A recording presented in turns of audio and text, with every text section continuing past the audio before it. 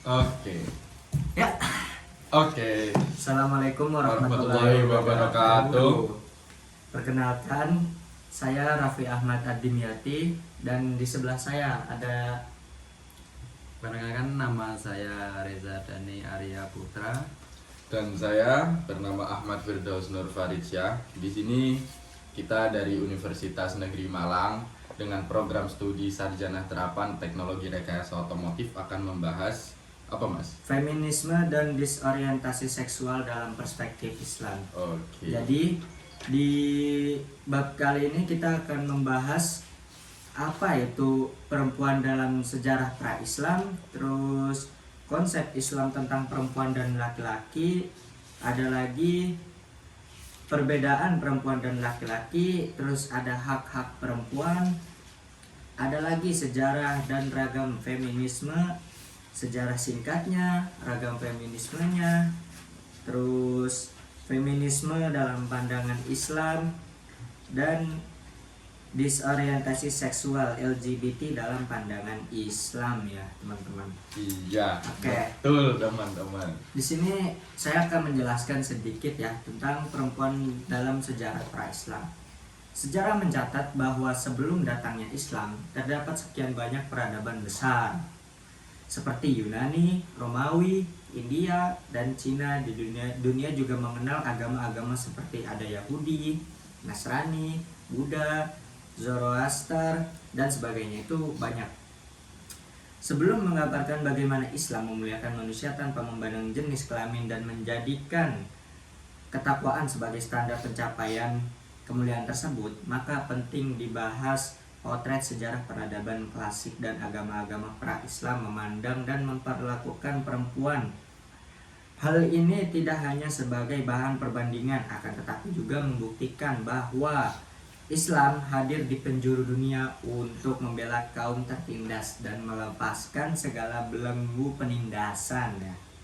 Iya. Jadi di bab ini tuh menjelaskan pada zaman Yahudi itu wanita itu sangat rendah ya teman-teman. Kenapa bisa dibilang sangat rendah? Karena pada zamannya itu wanita itu gampang sekali gampang sekali. Dilecehkan. Nah, dilecehkan Iya. teman-teman. Jadi wanita tuh apa ya?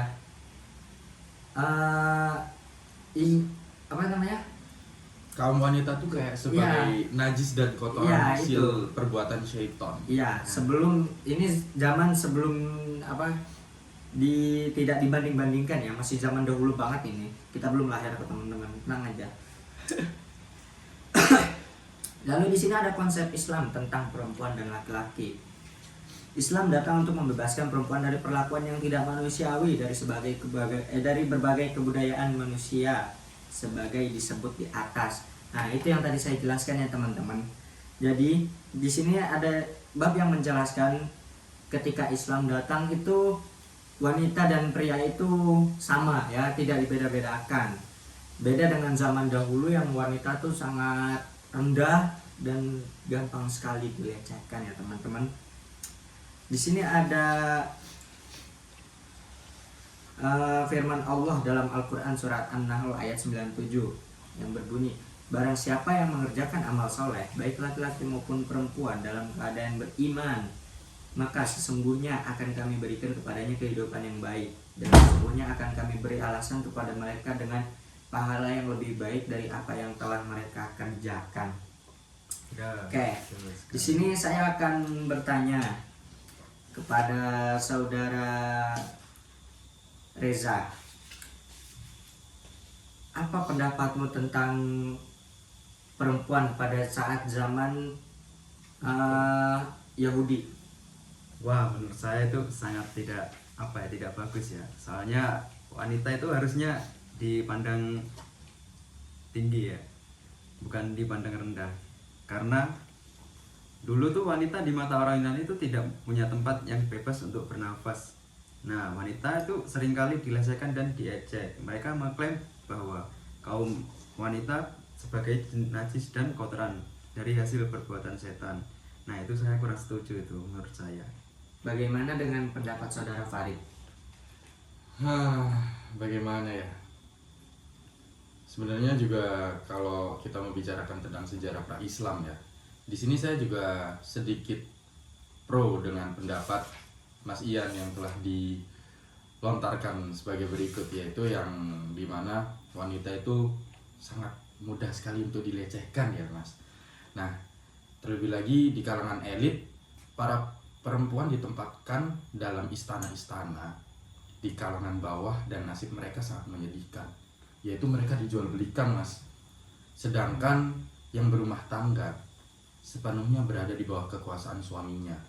Mereka itu tidak memiliki hak-hak sipil, bahkan hak waris pun mereka nggak ada. Nah, pada puncak peradaban Yunani, wanita diberi kebebasan sedemikian rupa untuk memenuhi kebutuhan dan selera lelaki. Hubungan seksual yang bebas tidak dianggap melanggar kesopanan.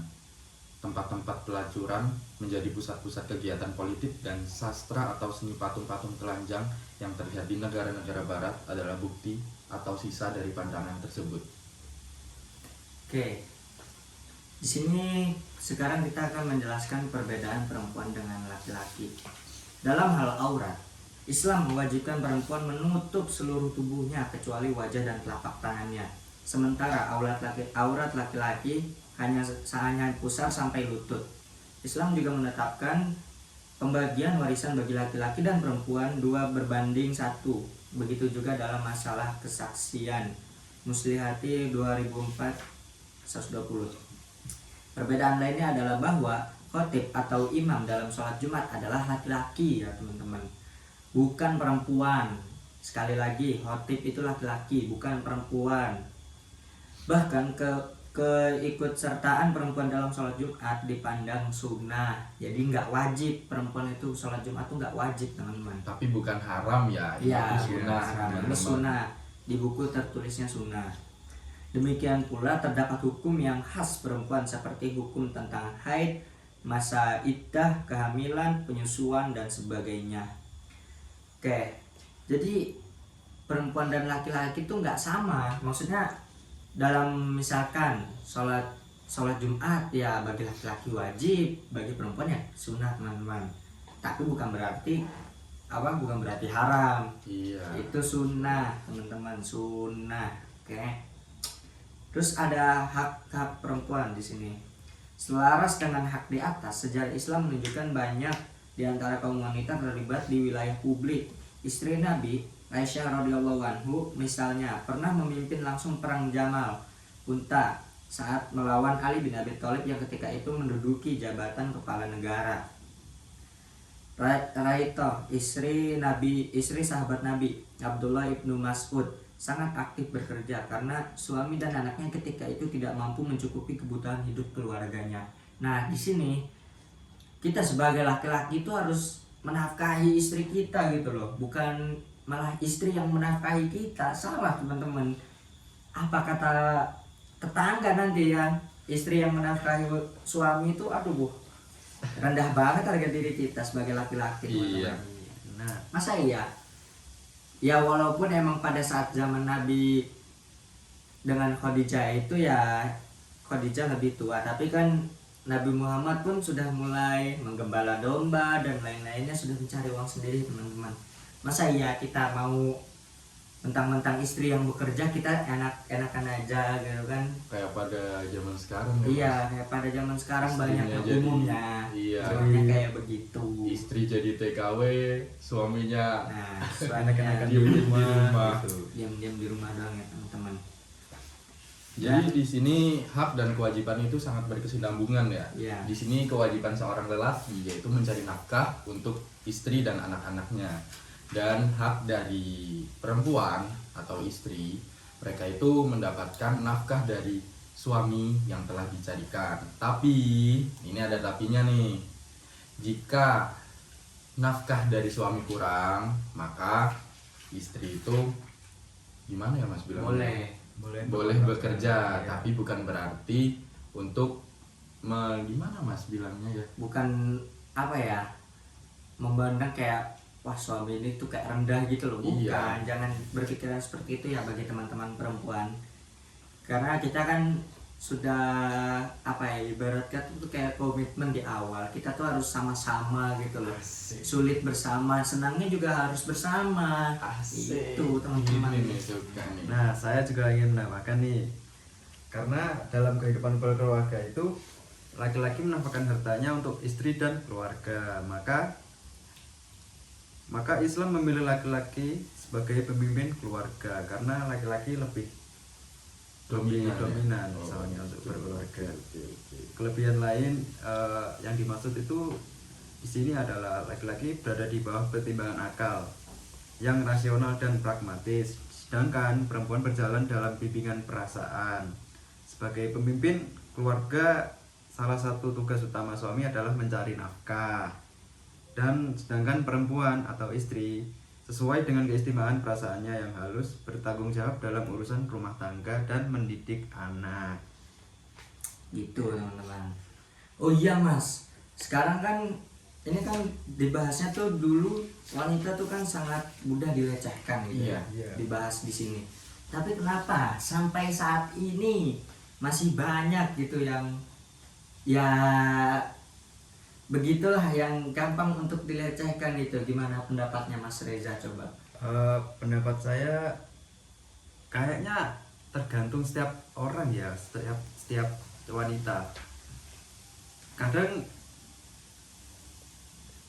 Kadang ada yang memang karena wanitanya sendiri kayak, oh aku butuh ini gitu, jadi kayak dia tuh rela menjual harga dirinya sendiri. Nah betul. Gimana dengan pendapatnya Mas Farid tentang wanita yang mudah dilecehkan sampai saat ini? Nah, saya sih sebenarnya ya sedikit kontra sama pendapat Mas Reza. Iya. Nah, yang pertama di sini tuh ada dua kemungkinan. Yang pertama, memang mohon maaf, lelakinya yang memang sudah memikirkan untuk melecehkan perempuan tersebut. Nah, yang kedua, memang wanitanya tersebut menggoda untuk dilecehkan oleh lelaki tersebut. Nah, gimana sih maksudnya dilecehkan dan melecehkan itu? Nah, kalau dari lelaki yang melecehkan perempuan, nah dia tuh yang pertama sudah ada hasratnya, jadi sudah ada niat untuk melecehkan perempuan tersebut. Itu kemungkinan yang saya sebut di pertama tadi. Yang kedua yaitu perempuan yang menggoda untuk dilecehkan. Nah, itu ciri-cirinya bisa dilihat secara langsung loh teman-teman. Jadi mereka tuh kita dalam pandangan Islam aja ya, yang beragama Muslim, dia tuh tidak memakai hijab dan tidak menutup aurat, serta mereka tuh mengumbar-umbar keketatan tubuh mereka, yaitu dengan memakai baju yang sangat press body gitu Mas. Nah gitu kan juga mengundang hasrat lelaki, betul apa tidak Mas? Betul. Nah jadi ya seperti itu Mas, menurut saya pribadi. Ya, di sini juga menjelaskan disorientasi seksual LGBT dalam pandangan Islam. Di sini saya akan menjelaskan sedikit ya. Dari pengertian tersebut dapat ditarik kesimpulan bahwa homoseksual ialah hubungan seksual antara laki-laki dengan laki-laki. Sedangkan untuk berhubungan seks antara wanita disebut lesbian, female homosex, atau bisa disebut seperti itu. Lawan homosex dan lesbian adalah heteroseks. Artinya hubungan seksual antara orang-orang yang berbeda jenis kelaminnya, seorang pria dengan seorang wanita. Jadi teman-teman, kita sebagai laki-laki pada umumnya, kita tuh berhubungan tuh dengan perempuan atau lawan jenis kita, bukan dengan yang sesama jenis. Dan adanya homoseksual itu terjadi pada saat kaum Nabi Lut yang bisa disebut juga Al-Lutiu. iya, al-lutiu, yang berarti laki-laki yang melakukan hubungan seksual dengan laki-laki. Itu teman-teman, itu ada pada saat zaman Nabi Lut. Tapi bukan hanya pada saat zaman Nabi Lut, sampai saat ini juga masih ada. Seperti contohnya di situ Ya di negara sebelah. nah, itu rata-rata kayak laki-laki tuh malah menikah dengan sesama laki-laki gitu ya, entah kenapa pemikirannya. Dan mereka tuh bangga gitu dengan apa yang mereka Iya. lakukan, malah bangga gitu kan. Emang itu sudah di luar nalar sekali ya teman-teman. Terus juga ini perlu digarisbawahi ya teman-teman, bukan berarti kita gay tidak boleh, lesbian tidak boleh, terus kita heteroseks atau ya pada normalnya cewek dengan cowok atau perempuan dengan lelaki itu boleh. Memang boleh, tapi harus digarisbawahi dalam hubungan yang halal. Tidak boleh misal nih pada ya zaman-zaman sekarang kan belum nikah, belum apa-apa, belum ya, melakukan masih pacaran, hal-hal udah kayak living gitu. together dan lain-lain itu. Nah, itu nggak dianjurkan ya teman, dan diharamkan juga. Ya, tidak boleh lebih tepatnya. Iya, belum waktunya. Belum waktunya. Ulama fikih juga sepakat untuk mengharamkan homoseks dan lesbian. Berdasarkan Al-Quran dan hadis, disebutkan dalam hadis Nabi SAW yang diriwayatkan oleh Muslim dari Abi Sa'id, janganlah pria melihat aurat pria lain, dan janganlah wanita melihat aurat wanita lain, dan janganlah bersentuhan pria dengan pria lain di bawah sehelai selimut atau kain, dan janganlah pula wanita bersentuhan dengan wanita lain di bawah sehelai selimut atau kain. Jadi gimana tuh Mas Reza? Wah, ini menurut saya sih udah nggak ini ya, udah nggak normal ya. Seharusnya tuh laki-laki tuh ya harusnya sama perempuan, jangan sesama lawan jenis, jangan sesama jenis. Itu mah udah termasuk nggak normal sih menurut saya. Udah di luar di luar logika. Iya. Nah, karena kan di sini juga gimana ya? Allah tuh kan di sini menciptakan manusia secara berpasang-pasangan ya, Mas. Iya. Nah, bahkan ada juga yang pasangannya lebih dari satu tuh. Ya, Nah, kita tuh tidak bisa apa ya? Tidak bisa menyalahkan dengan contohnya kan Nabi Muhammad. Nabi Muhammad kan menikah lebih dari satu kali, dan tujuan untuk menikah yaitu untuk menafkahi dan menyelamatkan seorang perempuan. Nah, di sini nih kita beralih topik sedikit lebih jauh, yaitu gimana sih hukumnya menikahi perempuan lebih dari satu kali dan itu berniat untuk baik, yaitu ya selain dari menafkahi mereka itu kan Nabi Muhammad kan konteksnya kan membebaskan dalam perbudakan. Iya. Gimana menurut Mas Raffi dan Mas Reza? kalau menurut saya sendiri ya, menikah lebih dari satu kali itu boleh teman-teman, boleh. Bahkan maksimalnya pun dalam Islam diperbolehkan punya istri sampai 4. Cuman ada ketentuan-ketentuan yang berlaku. Satu, kalian harus boleh menikah lebih dari satu kali, tapi sanggup tidak untuk menafkahinya. Nah, Tuh. itu. Jangan sampai kalian hanya menikah dengan hawa nafsu, punya 4 istri dan lebih misalkan, tapi kalian nggak sanggup buat menafkahinya gitu loh. Kayak menjadi beban tersendiri, karena kan tugas kita sebagai laki-laki yang menafkahi istri kita, bukan malah membebani. Masa iya istri kita nggak dikasih makan gitu kan, nggak dikasih uang gitu buat belanja, ya kita juga susah makannya gitu kan teman-teman. Bukannya apa ya, tapi ya emang di buku dijelaskan boleh menikah lebih dari satu kali, cuman salah satu ketentuannya itu kita harus mampu menafkahinya. Menafkahi misalkan punya 3 istri nih teman-teman, nah kita harus mampu menafkahi 3-tiganya, jangan satu yang dinafkahi, 2-nya dianggurin, kan nggak begitu teman-teman konsepnya. Jadi secara garis besarnya itu berperilaku adil ya, Mas? Ya, berperilaku adil.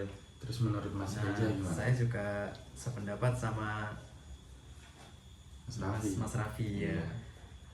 Nah, jadi semisal kalau ada ya suami yang ya, istrinya 3, 4 atau berapa itu, kemungkinan harusnya tuh kalau bisa ya itu dibagi sama rata untuk istri-istrinya. Jadi kayak yang ini dapat ini, nah yang lain tuh juga harus Sama gitu. iya sama. Nah makanya jadi kalau mau punya istri berapa gitu, itu juga harus ada pikiran dari awal kayak sama tadi, bisa menafkahi atau tidak gitu. Jadi kayak kita tuh harus ya adil menafkahi. Nah sama juga kita harus lebih memberi apa ya Mas? Memberi Ya, apa? memberi apa? Memberi kasih sayang gitu. Kasih sayang yang adil gitu ya. Kasih sayang adil, jangan yang ini kasih sayang yang ini aja, yang ini apa belakangan. Nah, itu jangan gitu menurut saya. Oh, jadi harus balance ya Mas. Jadi Iya, balance. secara finansial dan juga secara pemberian mentalitasnya Iya, juga benar. harus stabil ya. Iya. Jadi seperti itu ya. Yang penting sanggup teman-teman. Iya, Sanggup. kalau nggak sanggup jangan ya. Jangan. Udah cukup satu aja. Kalau satu udah nggak beres, jangan nambah lagi dua, malah nggak beres. Udah lama gak beres. Iya. gitu. Iya. Jadi memang dibolehkan, diperbolehkan, tapi bukan wajib hukumnya. Dan sunnah apa bukan Mas? Sunnah sih. Ah, kayaknya. sunnah. Makruh nggak sih Mas? Iya. Makruh apa sunnah nggak tahu lah, pokok itu ya. Nah yang penting itu dalam kehidupan berkeluarga kita itu harus benar-benar merasakan apa ya, yang bisa dibilang itu keadilan dan kasih sayang yang cukup, serta ya bisa dibilang harta yang cukup, karena yang namanya harta itu diperlukan untuk kita wariskan kepada anak-anak kita nanti jika kita sudah tidak ada. Maka dari itu sempurnakanlah keluarga yang kita punya sebelum kita menambah. Ya kita mengambil pandangan dari sudut pria aja lah ya. Iya. Kita itu janganlah langsung punya istri dua tapi satu istri aja belum kecukupan kan dari segi Iya. gimana Iya, apalagi Kita aja udah capek gitu, satu pun udah susah apalagi Iya. nambah gitu Iya. kan. gitu. Tambah susah. Masa iya meninggal kita gak ninggalin apa-apa kan buat Nah, istri Iya, anak. benar. Terus di sini ada nih Mas, sejarah Gimana? dan ragam feminisme. Jadi di sini saya terangkan sedikit ya. Menurut bahasa, kata feminisme berasal dari bahasa Latin femina yang berarti perempuan. Dalam kamus bahasa Inggris, Webster's Dictionary, kata feminisme diartikan sebagai sebuah doktrin atau gerakan yang menganjurkan persamaan hak antara laki-laki dan perempuan di bidang sosial, politik, dan ekonomi.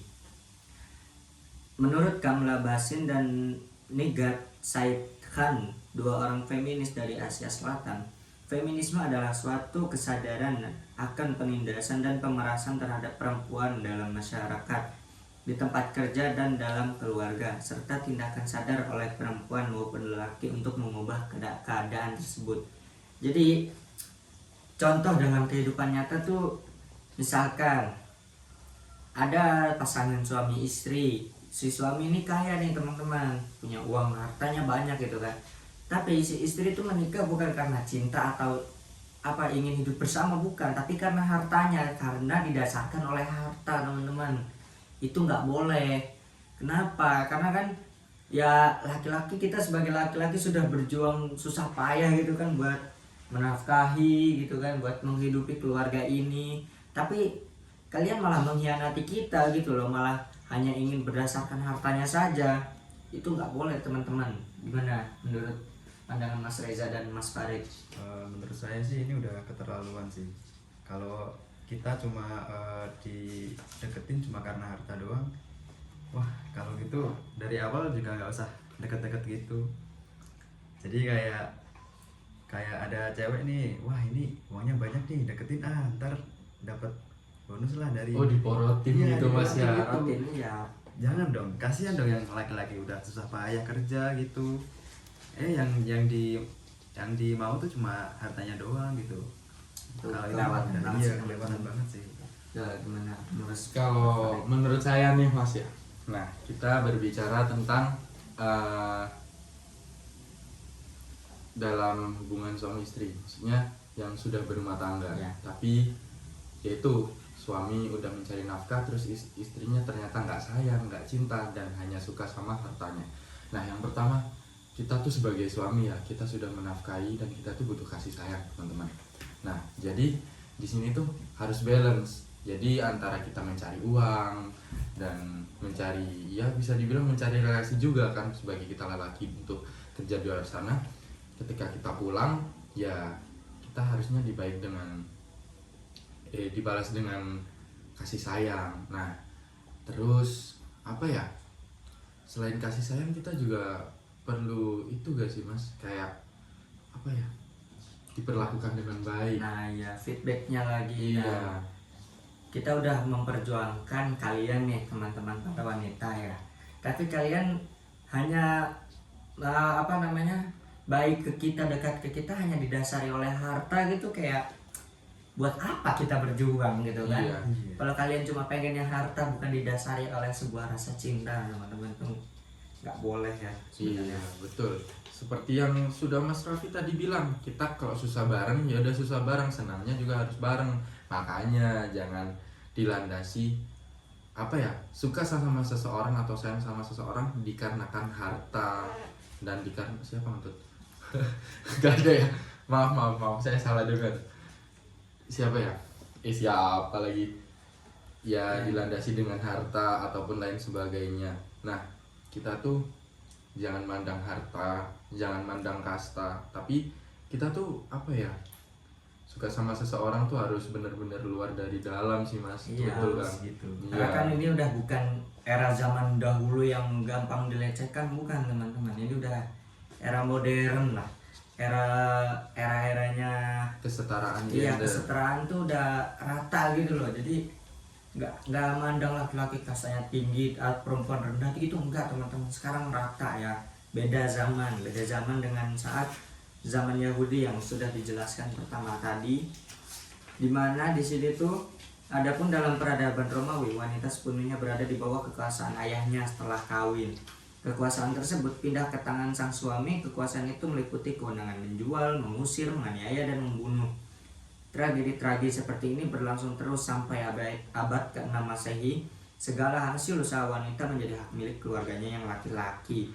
Pada zaman Kaisar Konstantin terjadi sedikit perubahan, yaitu dengan diundangkannya hak kepemilikan terbatas bagi wanita, dengan catatan bahwa setiap transaksi harus disetujui oleh keluarga. Jadi contoh dalam kehidupannya teman-teman, misalkan ada seorang istri yang ingin membeli mobil, tetapi suaminya tidak menyetujui karena apa, uangnya kurang misalkan.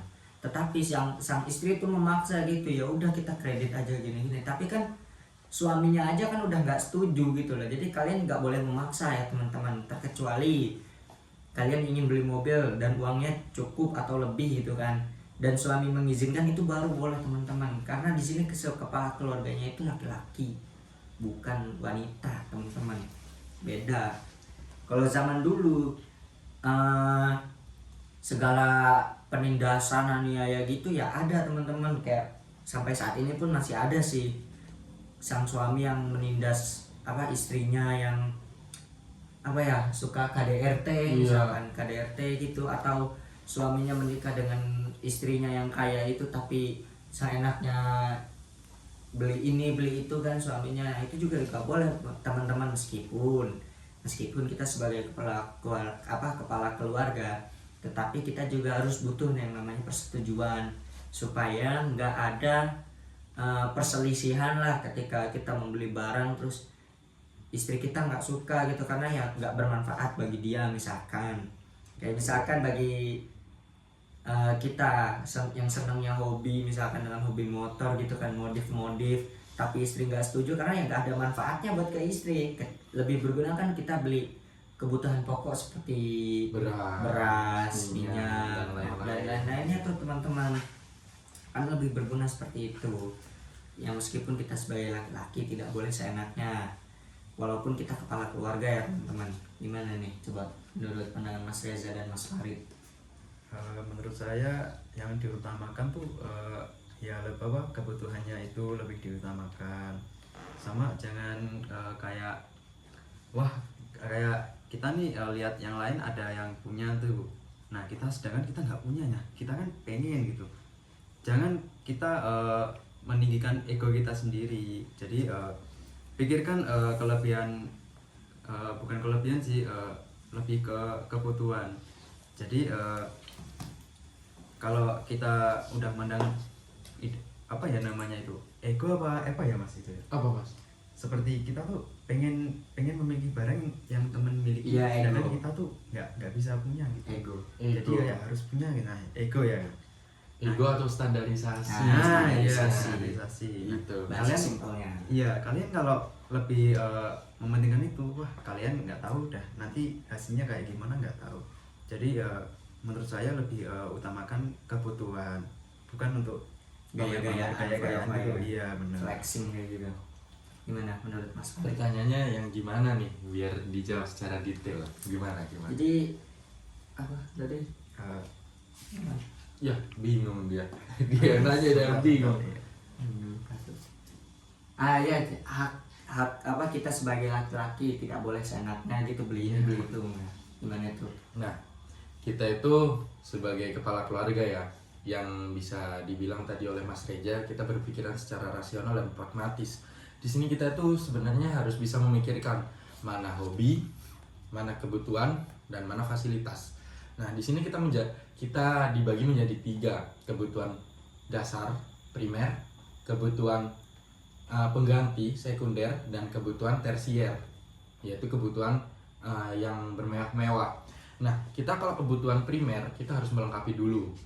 Nah, primer itu seperti ya kebutuhan rumah, misal Kasur, lemari, Iya. TV. misal ada atap bocor nih, nah itu udah masuknya udah primer teman-teman, jadi kita harus benerin dulu. Nah, yang kedua sekunder, hal-hal yang bisa diganti. Contohnya kita udah bosen nih makan nasi, tapi nasinya masih ada, kita beli roti itu nggak apa-apa. Buat apa? Buat selingannya aja supaya nggak bosen. Terus ada seli-selian juga. Nah, kalau kebutuhan tersier ini masuknya itu ya yang bermewah-mewah. Contohnya hobi kita masing-masing. Tapi kembali lagi kita harus didasarkan dengan persetujuan oleh suami, istri, dan anak-anak juga kalau kita sudah berkeluarga. Nah, contoh nih yang hobi sedikit bermanfaat. Apa ya Mas? Hobi yang sedikit bermanfaat. Oh, ini keluar apa ya? Traveling ke gunung, adventure gitu. Selagi mereka sama-sama suka kan bermanfaat bagi mereka, yaitu membangun sebuah memori. Iya, Nah, memori. itu otomatis semuanya kan setuju dalam kebutuhan tersier. Nah, itu diperbolehkan dalam Islam karena semuanya setuju. Iya. Gimana, Mas? Nggak boleh sepihak gitu ya teman-teman. Iya, betul. Jangan mentang-mentang kita sebagai laki-laki kepala keluarga, jangan seenaknya kita ke kepala keluarga nih, oh kita beli ini, istri punya hak apa? Nggak gitu teman-teman, nggak gitu ceritanya.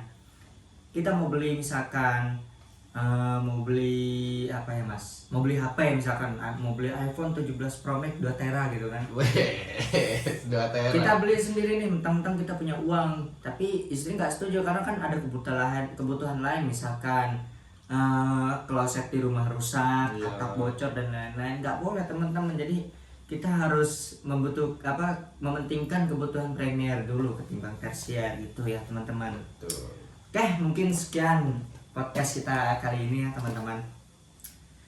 Saya Raffi Ahmad Ad-Dimyati dan Saya Reza Dani Arya Putra. Dan saya Ahmad Firdaus Nur Faridsyah.